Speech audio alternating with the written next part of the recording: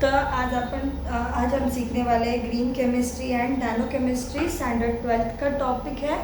और ये जो टॉपिक है इसमें हम पूरी तरह से किस तरीके से पोल्यूशन फ्री लाइफ को रहना चाहिए और पोल्यूशन फ्री चीज़ों को करना चाहिए इसके बारे में सीखने वाले हैं। तो let start. Chemistry plays an important role to improve the quality of our life. Unfortunately, due to this achievement, our health and global environment are under threat. Also, due to increase in human population and industrial revolution, energy crisis and environmental pollution are highlighted major global problems in 21st century. To minimize the problem of energy crisis and pollution, we have to adopt green chemistry. तो यहाँ पे क्या बताया गया है कि chemistry जो है वो इम्पॉर्टेंट रोल प्ले करता है। Chemistry plays an important role in लोगों की लाइफ को इम्प्रूव करने के लिए केमिस्ट्री जो है वो इम्पॉर्टेंट रोल प्ले करता है। And also due to increase in human population, अभी ह्यूमन पॉपुलेशन बढ़ गया है तो उसकी वजह से इंडस्ट्रियल रिवोल्यूशन हो गया है, उसकी वजह से फिर एनर्जी क्राइसिस हुआ है, उसकी वजह से एनवायरमेंटल पोल्यूशन हुआ है, उसकी वजह से ये सब क्या है, ये सारे इम्पॉर्टेंट ग्लोबल प्रॉब्लम्स है। ये सब क्या है, ये सारे इम्पॉर्टेंट ग्लोबल प्रॉब्लम्स है। To minimize the problems of energy crisis and pollution, we have to adapt. Energy crisis का जो प्रॉब्लम है वो अगर हमें सॉल्व करना है तो हमें अडॉप्ट करना पड़ेगा ग्रीन एनर्जी को।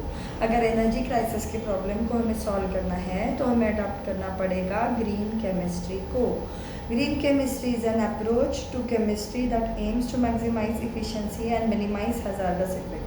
ग्रीन केमिस्ट्री क्या करता है, एफिशिएंसी को मैक्सिमाइज करता है और जो हजार्डस इफ़ेक्ट्स है ह्यूमन लाइफ के ऊपर उन सब चीज़ों को क्या करता है, वो मिनिमाइज करता है। The concept of green chemistry was coined bye, किसने बनाई ये कंसेप्ट, पॉल टी एनास्टास। नाम क्या है उसका, पॉल टी एनास्टास। क्या बनाया उसने, ग्रीन केमिस्ट्री को बनाया। पॉल टी एनास्टास क्या बनाया, he coin the word green chemistry. Okay, green chemistry की डेफिनेशन क्या बताती है, ये टॉपिक जो है इसमें सारे डेफिनेशंस बहुत इंपॉर्टेंट है। Green chemistry is the use of chemistry for pollution prevention by environmentally conscious design of chemical products and processes that reduce और एलिमिनेट द यूज और जनरेशन ऑफ हजार्डस सब्सटेंसेस। तो green chemistry क्या करती है, green chemistry is the ऐसी faculty है, ऐसी शाखा है साइंस की जहाँ पे पोल्यूशन प्रिवेंशन करने के लिए एनवायरमेंटली कॉन्शियस यानी एनवायरनमेंट के साथ जो को में जाता है उसे हजार्ड्स नहीं पहुँचाता है, ऐसे केमिकल प्रोडक्ट्स को बनाया जाता है, ऐसी केमिकल प्रोसेसेस को डिज़ाइन किया जाता है जो प्रोसेसेस हजार्डस सब्सटेंस के यूज को भी कम करती है और उनके जनरेशन यानी जब रिजल्ट बनता है, एंड प्रोडक्ट बनता है रिएक्शन का, तो उस एंड प्रोडक्ट में हजार्डस प्रोडक्ट्स को बनने से रोकती है। To reduce the impact of energy crisis, pollution and to save natural resources, we need to implement 12 principles of green chemistry enunciated by Paul T. Anastas wherever possible. तो जो हमें अगर ग्रीन केमिस्ट्री को इम्प्लीमेंट करना है और energy crisis और pollution के इम्पैक्ट को अगर हमें कम करना है और हमारे जो नेचुरल रिसोर्सेस है उनको हमें सेव करना है, तो हम क्या करेंगे, पॉल टी एनास्टास ने 12 प्रिंसिपल्स बनाए ग्रीन केमिस्ट्री के, उन्हें हम अडॉप्ट भी करेंगे और उन्हें हम इम्प्लीमेंट भी करेंगे, जहाँ जहाँ पॉसिबल होगा वहाँ वहाँ हम इन प्रोडक्ट्स को इम्प्लीमेंट करेंगे। सस्टेनेबल डेवलपमेंट मतलब क्या, green chemistry plays important role in sustainable development. We can achieve sustainable development by adopting the 12 principles of green chemistry. Sustainable development is development that meets the need of the present without compromising the ability of the future generation to meet their own need. Sustainable development has been continued to evolve as that protecting the world's resources. Sustainable development इन दो words में ही आता है कि जितनी ज़रूरी है उतनी ही energy को यूज़ करें, जितनी एनर्जी अभी हम प्रॉपरली यूज़ करेंगे, जितनी ज़रूरत के हिसाब से यूज़ करेंगे, उतनी एनर्जी के साथ क्या होगा, उतनी एनर्जी जो है वो हम आगे की जनरेशन के लिए भी बचाएंगे। यानी सब कुछ हम खुद ही नहीं करेंगे, हम क्या करेंगे, कुछ जो है वो अगले जनरेशन के लिए भी बचा के रखेंगे, यानी हमारी भी ज़रूरतें पूरी होगी और अगली जनरेशन्स की ज़रूरतें भी पूरी हो सकती हैं। सस्टेनेबल डेवलपमेंट इसी को कहते हैं। और ये सस्टेनेबल डेवलपमेंट अगर हमें अचीव करना है तो हमें वो जो पॉल टी एनास्टास ने 12 केमिस्ट्री के ग्रीन केमिस्ट्री के जो प्रिंसिपल्स बताए थे उनको हमें फॉलो करना है ना। Principles of green chemistry, prevention of waste और बाई प्रोडक्ट्स। तो to give priority for prevention of waste rather than cleaning up and treating waste after it has been created. यानी ऐसे रिएक्शंस को डिज़ाइन करो जिन रिएक्शन से waste products जो है वो बने ही ना, क्योंकि अगर वेस्ट प्रोडक्ट बनेंगे तो उनका किसी न किसी तरीके से तो हमें यूज़ करना पड़ेगा। तो वेस्ट प्रोडक्ट बनने ही नहीं चाहिए उनको बनने के बाद क्लीन अप करना, उनकी ट्रीटमेंट करना और फिर उनको किसी तरह डिस्पोज करना और एनवायरनमेंट फ्रेंडली पोल्यूशन कम करके उनको ये कर देना, ये तो है ही, बट हमें ऐसी रिएक्शंस को देखना है।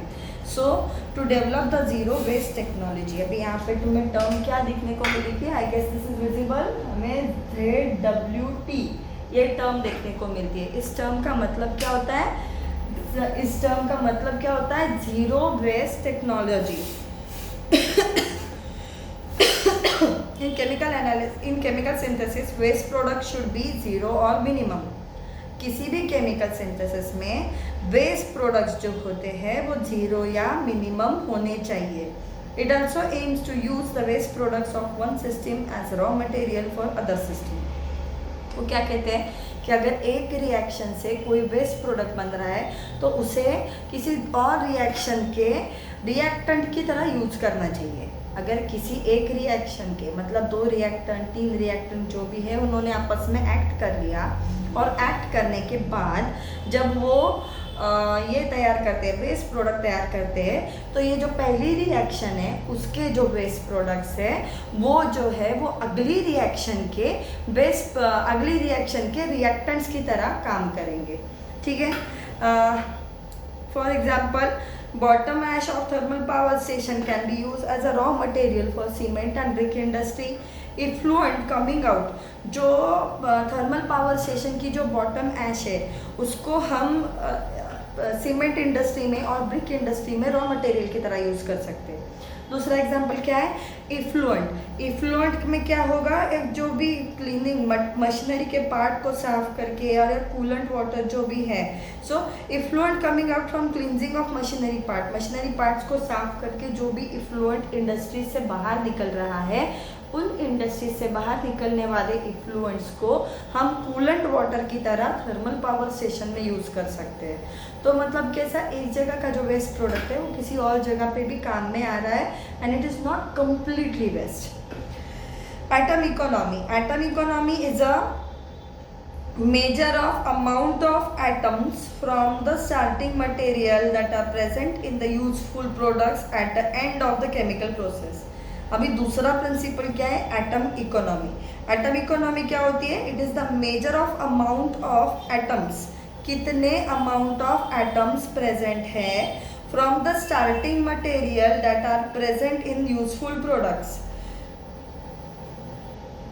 Eight the end of a chemical process. तो एटम इकोनॉमी क्या कहती है कि कितने अमाउंट ऑफ एटम प्रेजेंट है from the starting material that are present in the useful products at the end, यानी शुरुआत से लेके कितने एटम प्रेजेंट है से लेके एंड तक कितने एटम प्रेजेंट है, इसका जब कंपैरिजन किया जाता है।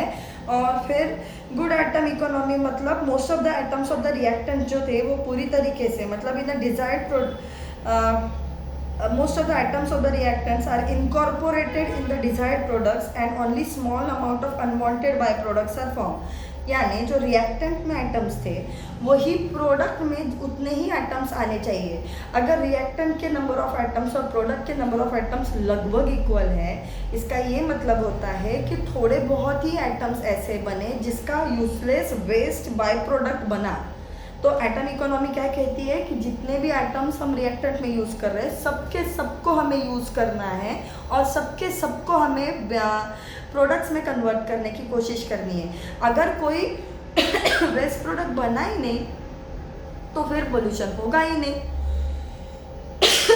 waste disposal, hence less problem of waste disposal.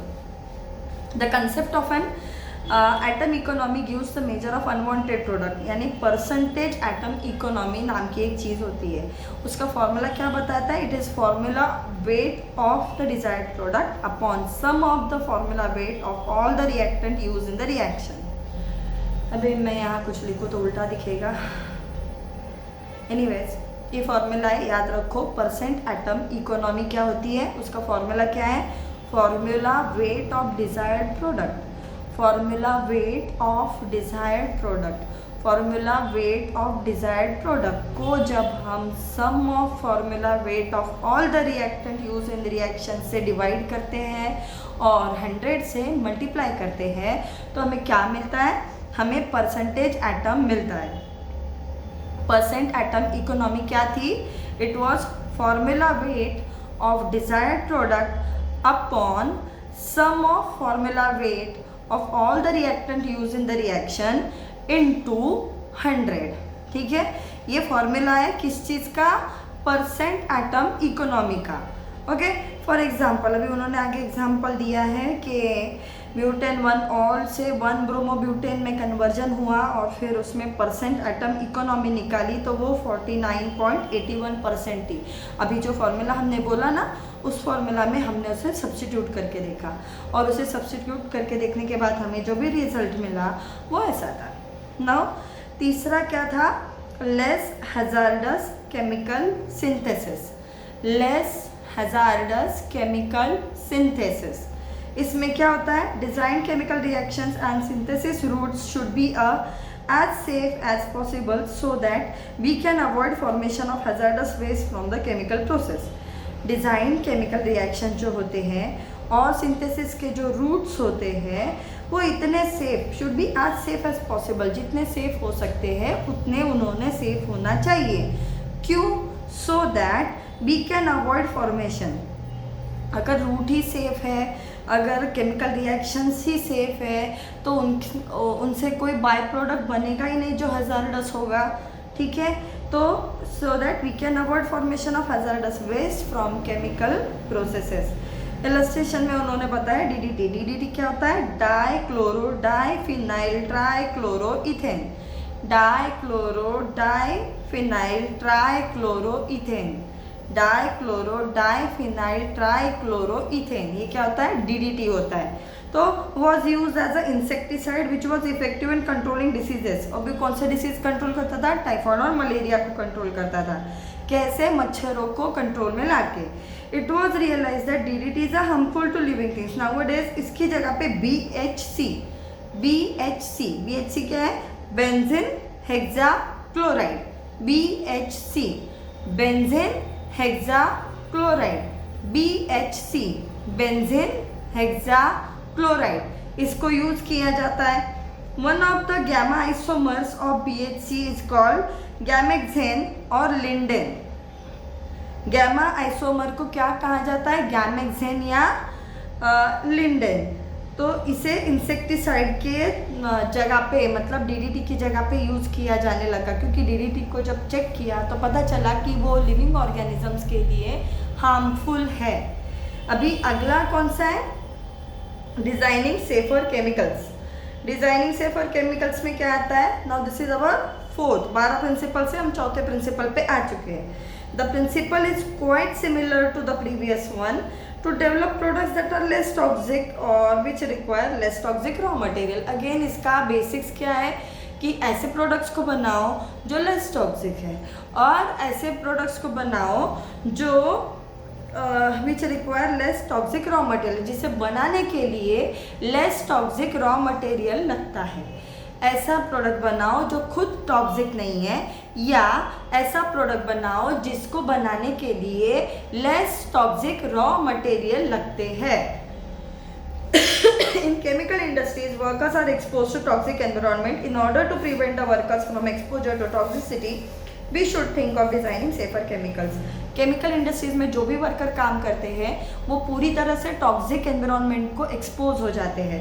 और हमें क्या करना चाहिए, हमें सोचना चाहिए कि उन वर्कर्स की हेल्थ के साथ क्या होगा। इसके लिए हमें ऐसे चीज़ों को डिज़ाइन करना चाहिए जो कम टॉक्सिक है, जिसकी वजह से केमिकल इंडस्ट्री में काम करने वाले वर्कर्स होते हैं उनका भी थोड़ा बेनिफिट होगा। For example, adipic acid is widely used in polymer industry. Benzene is the starting material for synthesis of adipic acid. But benzene जो होता है वो carcinogenic होता है, and benzene being volatile organic compound pollutes the air. तो green technology जो ड्राथ ने develop की, ड्राथ एंड फ्रोस्ट ने, उसने adipic acid is enzymatically synthesize from glucose. अभी हुआ क्या, benzene is the starting material for the synthesis. Adipic acid को बनाने के लिए स्टार्टिंग मटेरियल होता है बेंजीन। एडिपिक एसिड को बनाने के लिए स्टार्टिंग मटेरियल होता है बेंजीन। अगर वो जो बेंजीन होता है वो कार्सिनोजेनिक होता है। बेंजीन क्या होता है, कार्सिनोजेनिक होता है। सिवाय अदर देन बीइंग कार्सिनोजेनिक वो क्या होता है, VOC होता है, वोलेटाइल ऑर्गेनिक कंपाउंड। वो क्या होता है, VOC होता है। क्या होता है, वोलेटाइल ऑर्गेनिक कंपाउंड होता है। और ये क्या करता है, एयर को पोल्यूट करता है। तो क्या होता है, green technology develop by Draths and Frost, उसमें ये एडिपिक एसिड जो बेंजीन से बनाया जा रहा था उसको एंजाइमेटिकली सिंथेसाइज किया ग्लूकोज की हेल्प से। ये जो एडिपिक एसिड था उसे इसने बनाया था, बेंजीन से बनाया जा रहा था, उससे ग्लूकोज से बनाना शुरू कर दिया। ठीक है। Use safer solvent and auxiliaries. Use safer solvent and auxiliaries. Choose the safer solvent available for any given step of reaction. किसी भी स्टेप ऑफ रिएक्शन के लिए जो सेफर सोलवेंट होता है उसको यूज करो। Minimize the total amount of solvent and auxiliary substances use as these make up a large percentage of the total waste created. अभी अगर हमने जितने सोलवेंट यूज़ किया उसको अगर हमने मिनिमाइज कर दिया तो मिनिमाइज करने पे क्या होगा कि जो वेस्ट क्रिएटेड है उसका अमाउंट भी कम हो जाएगा। ठीक है। The main aim behind this principle is to use green solvent, for example water, super critical carbon dioxide in place of volatile halogenated organic solvent, for example CH2Cl2, CHCl3, carbon tetrachloride, carbon trichloride, carbon dichloride for chemical synthesis and other purposes. Solvents as chemicals that dissolve solutes and form solution facilitate many reaction. जो solvents होते हैं as chemicals वो dissolve solute, वो क्या करते हैं, solute को dissolve करते हैं और solution बनाते हैं। तो इसकी वजह से वो क्या करते हैं, बहुत सारे रिएक्शंस को फैसिलिटेट करते हैं। वो बहुत सारे रिएक्शंस इजीली हो जाए इसके लिए एक मीडिया बना के देते हैं। तो क्या होता है, water is a safe benign solvent while dichloromethane is hazards. अभी कंपैरिजन करो, वाटर सेफर है, डाइक्लोरोमीथेन जो है वो हैजार्डस चीज़ है। Now use of toxic solvent affects million of worker. अभी टॉक्सिक सोलवेंट को अगर यूज़ करोगे तो उस केमिकल इंडस्ट्री में काम करने वाले बहुत सारे वर्कर्स होंगे, उन्हें भी वो टॉक्सिक सब्सटेंस एक्सपोज हो जाएगा। ठीक है। Many solvents and organic compound, many solvents and are used in high volumes and many are volatile organic compound. Their use creates large amount of waste. तो ऐसे solvents को यूज़ करना जो high volumes में है और बहुत ज़्यादा volatile organic compounds है, तो इनको यूज़ करते समय क्या होगा, इसी वजह से बहुत ज़्यादा अमाउंट में वेस्ट भी क्रिएट होगा और बहुत ज़्यादा अमाउंट में एयर पोल्यूशन भी होगा और हेल्थ हैजार्ड्स भी होंगे। Finding safer more efficient alternatives or removing solvent together is one of the best ways to improve the process of product. Safer चीज़ें ढूंढो और सोलवेंट ढूंढो और रिमूविंग सोलवेंट ऑल टुगेदर, ये पूरी तरह से मतलब सेफर और इफ़िशिएंट अल्टरनेटिव्स को ढूंढो या पूरी तरीके से सोलवेंट्स को यूज़ करना ही बंद कर दो। ये एक तरीका होता है कि पूरे प्रोडक्ट मतलब is the best way to improve a process और अ प्रोडक्ट। ठीक है। हमने आज 5 प्रिंसिपल्स पढ़े पॉल एनास्टास की ग्रीन केमिस्ट्री के। अभी बाकी के जो है वो हम नेक्स्ट लेक्चर में करेंगे। ओके।